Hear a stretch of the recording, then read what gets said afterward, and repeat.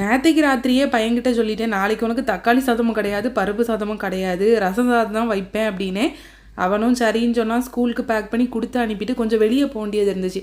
போயிட்டு வந்து பயங்கர வெயில். ஃப்ரீசரில் வந்து ட்ராகன் ஃப்ரூட் இருந்துச்சு, அதை எடுத்து வெளியே வச்சுருக்கேன். இன்றைக்கி கொரியருக்கு வந்து முட்டை மிட்டாய் ப்ரௌனி எல்லாமே இருந்துச்சு, அதை பேக் பண்ணுறதுக்கும் ஸ்டார்ட் பண்ணிட்டேன். வெளியே வெயில் பார்த்திங்கன்னா நம்ம ஏப்ரல் மேல இருக்கும் பார்த்திங்களா, அதை விடவே அதிகமாக இருந்த மாதிரி இருக்குது. வெளியே போயிட்டு வந்தாலே ஏதாச்சும் சில்லுன்னு குடிக்கணும் போலே இருக்குது. நல்ல வேளை இது ஃப்ரீசரில் இருந்தனால எடுத்து மில்க் ஷேக் போட்டு குடிக்கலாம் அப்படின்னு நானே மனசை தேத்திக்கிட்டேன்.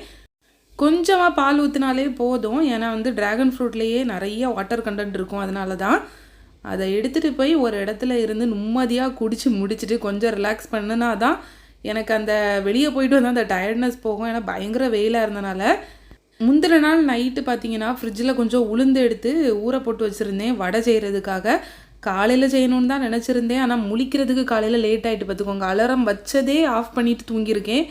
பையனுக்கு காலையில் ஸ்நாக்ஸ்க்கு செய்து கொடுத்து விடலாம்னு சொல்லி தான் நினச்சிருந்தேன், ஆனால் வந்து லேட்டாக எழும்புனால செய்ய முடியலை.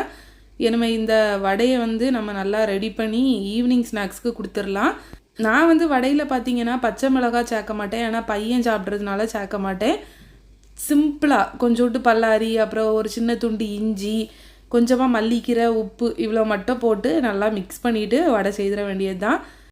மாவு நல்லா மிக்ஸ் பண்ணி வச்சுட்டு அப்படியே ஒரு சைடில் காஃபியும் போடுறதுக்கு ஸ்டார்ட் பண்ணிவிட்டேன். அப்படியே வடையும் செய்துட்டோம்னா பையன் கரெக்டாக இது எல்லாமே வேலை முடிகிற நேரம் பையனும் வந்துடுவான். லைட்டாக சூடு ஆறி இருக்கும், அப்படியே பையனுக்கு கொடுத்துடலாம். ஒரு சிஸ்டர் வந்துட்டு வீட்டு பின்னாடி இருக்கிற இடத்த காமிங்க அப்படின்னு சொல்லியிருந்தாங்க. அதனால தான் இந்த கிளிப், ஒரு சின்ன கிளிப்பை ஆட் பண்ணியிருக்கேன். இப்போ பார்த்தீங்கன்னா வெயில் பயங்கரமாக அடிச்சிருக்கிறனால இப்படி தான் இருக்குது. மழை நேரம் சூப்பராக இருக்கும்.